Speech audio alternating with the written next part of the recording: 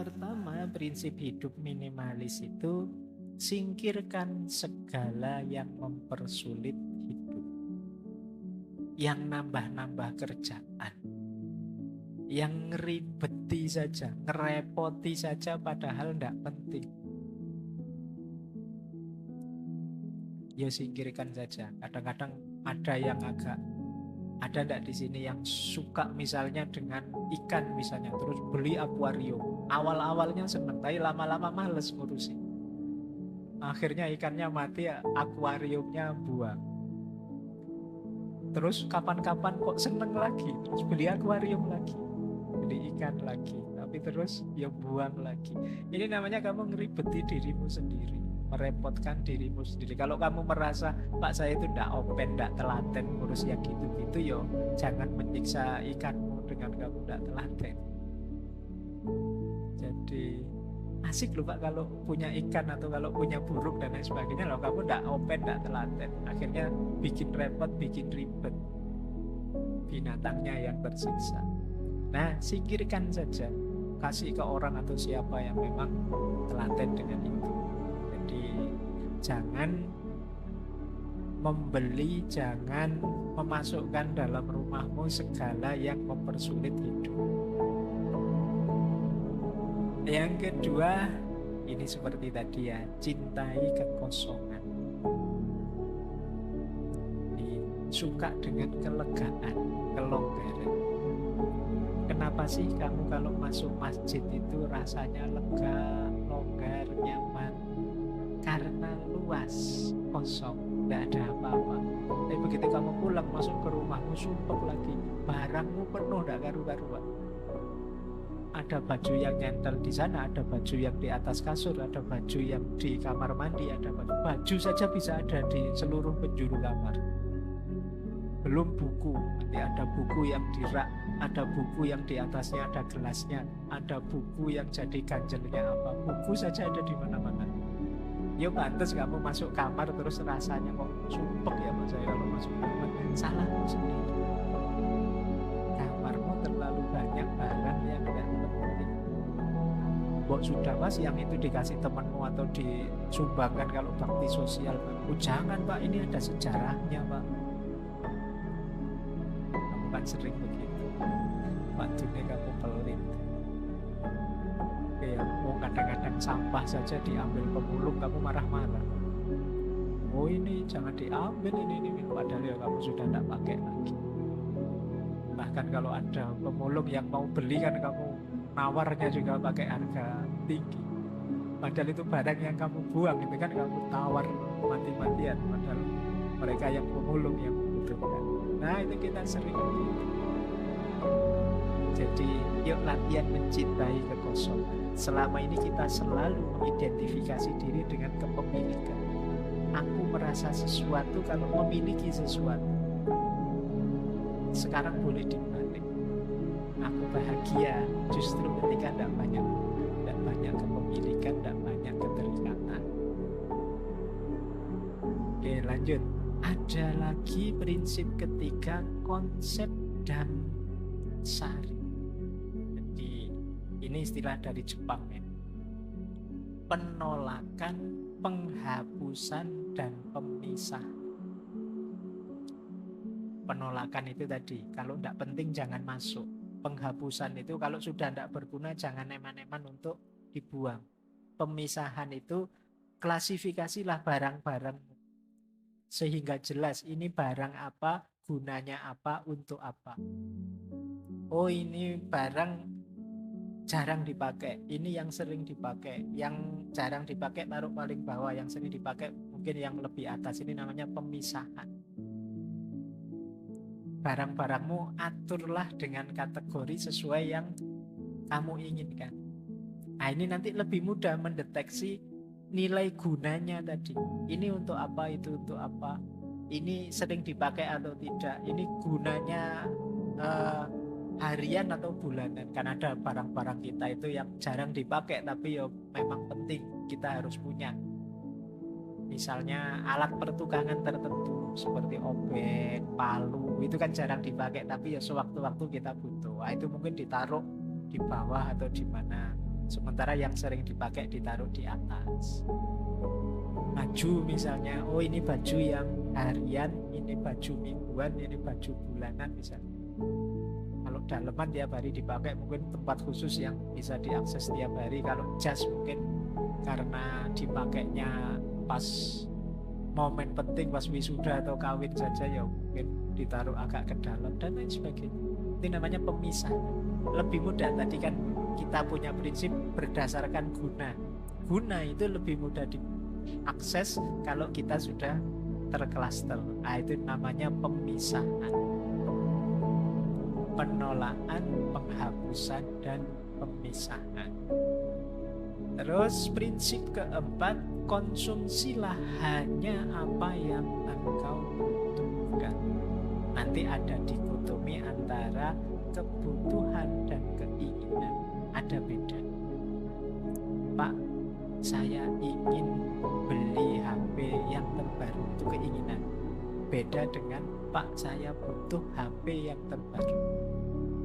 Kalau memang butuh, belilah. Kalau memang hanya ingin, coba dievaluasi lagi. Apa benar kamu membutuhkan itu? Terus yang kelima, seperti tadi ya, kepemilikan bukan segalanya. Yang jadi kuncinya adalah kemanfaatan. Yang terakhir, waktu tidak bisa diulang. Ini prinsipnya. Maksudnya apa? Kerepotan kita, stres kita, terbuangnya waktu, tenaga, biaya kita untuk ngopeni barang kecil-kecil yang gak penting tadi, ya gak bisa diulang, sudah lewat. Kita menghabiskan hidup secara tidak efektif, tidak bahagia, karena keinginan kita yang tidak terkendali. Apa saja mau dibeli, mumpung murah Pak, mumpung diskon Pak, mumpung beli satu dapat satu Pak, mumpung. Kita selalu begitu. Akhirnya ya jadinya kita tidak efisien dalam hidup, waktu kita terbuang. Rumusnya minimalisme itu adalah keinginan.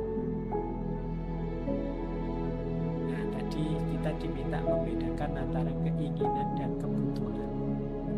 Ada quotes dari Diogenes, teman-teman mesti hafal filosof nyentrik ini. Kata dia, sifatnya dewa-dewa itu tidak butuh apapun. Ya, karena dewa sudah mampu segalanya. Nah, berarti apa?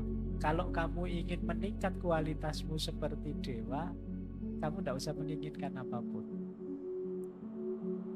Jadi, kalau istilahnya Diogenes, God-like person, manusia yang seperti dewa. Mungkin teman-teman pernah dengar istilah manusia setengah dewa. Setengah saja ya, karena kalau sepenuhnya nanti berat. Manusia setengah dewa itu bukan manusia yang mampu segalanya, enggak. Kalau versinya Diogenes, manusia yang mampu tidak menginginkan apa-apa. Jadi yang mampu mengendalikan keinginannya. Ini manusia setengah dewa. Kenapa setengah dewa? Karena manusia itu kecenderungannya tamak, ingin memiliki apa-apa. Begitu dia mampu mengendalikan keinginan, tidak butuh apa-apa, itu dia levelnya tinggi. Ini kata Diogenes. Atau ada dua quotes yang terkenal dari Arthur Schopenhauer. Kata dia, akan lebih baik jika tidak ada apa-apa. Berarti kita tidak punya apa-apa, itu lebih baik. Karena ada lebih banyak rasa sakit daripada kesenangan di bumi ini. Setiap kepuasan hanyalah sementara, menciptakan keinginan baru dan kesusahan baru. Jadi kalau kita mencapai satu kepuasan tertentu, kalau itu levelnya manusia, itu kan sifatnya sementara. Terus kita ingin lagi, ada keinginan baru.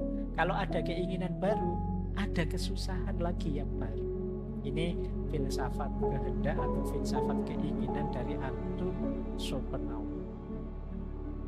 Jadi kata dia, hakikatnya hidup itu menderita. Kenapa?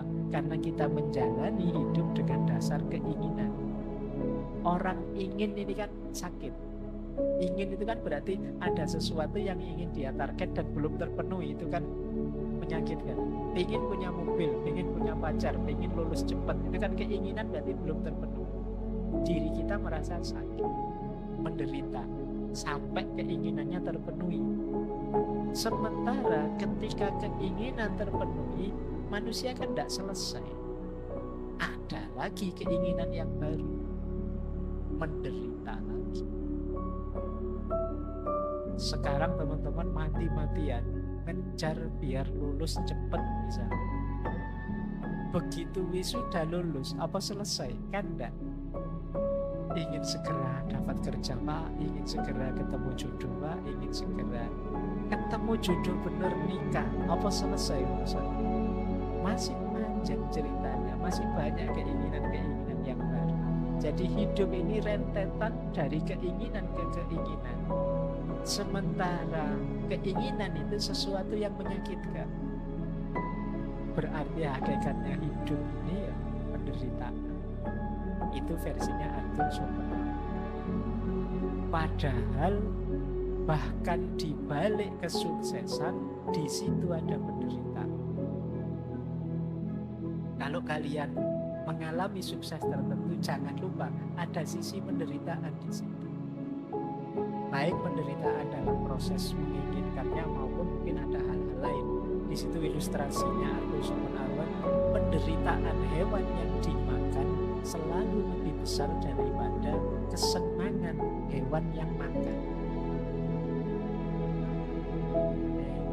Maksudnya apa? Ketika kita menaklukkan sesuatu, itu kan ada yang ditaklukkan. Kita menaklukkan itu menang, senang. Tapi yang ditaklukkan ini rasa sakitnya lebih besar daripada senangnya kita yang menang. Di logikanya orang hidup kan kadang pakai logika kalah menang. Padahal ya kita mengejar kemenangan sementara kita lupa. Saya mengejar kayak tadi, lulus tercepat terbaik. Wah, kamu mati-matian nilaimu A terus. Kamu nggak pernah memperhatikan ini loh temenmu E terus nilainya. Dia pontang-panting ngejar kamu nggak bisa-bisa. Dia kalah terus. Nah misalnya. Nah ini kan hidup yang kalah menang. Penderitaan yang kalah itu jauh lebih besar daripada kesenangan yang menang. Kenapa kesenangan itu kecil saja? Karena kesenangan itu melahirkan keinginan yang baru. Tidak lama terus jadi penderitaan. Nah ini gayanya Arthur Schopenhauer. Berarti apa kuncinya bahagia? Kalimat pertama itu. Kalau gitu ya lebih baik tidak usah apa-apa lah. Tidak usah ingin macam-macam. Tambah masalah. Nah, itu dasar filosofinya minimalis. Saya lanjutkan. Nah, ini beberapa juga saya ambil dari stoikisme. Banyak orang tadi saya bilang mengaitkan minimalisme dengan stoikisme. Karena memang gagasan-gagasan stoikisme itu banyak yang relate dengan minimalisme. Misalnya itu ada kalimat dari Epictetus, kekayaan itu tidak terdiri dari memiliki banyak harta, tetapi memiliki sedikit keinginan. Tadi sudah dijelaskan ya cirinya orang kaya. Terus kebalikannya kata Seneca, bukan orang yang memiliki terlalu sedikit, tetapi orang yang menginginkan lebih, itulah miskin.